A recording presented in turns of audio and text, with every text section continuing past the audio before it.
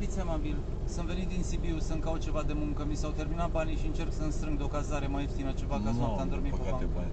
Mersi, să fii sănătos. Dar nu ai accent de Sibiu. Din păcate, pentru tine accentul de Sibiu nu există.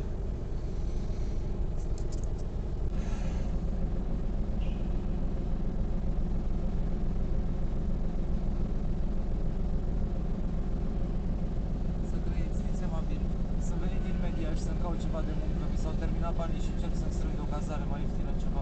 Știi care e faza? Că nu ai accent deloc de Sibiu. Am lucrat în televiziune, de-aia. Da. Schimbă județul mai bine.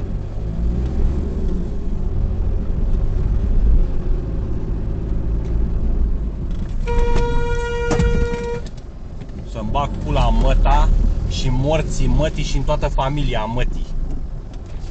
Tu unde pula mea te uiți? Te uiți încolo? Pe uite-te în pula mea, în oglinzi te uiți!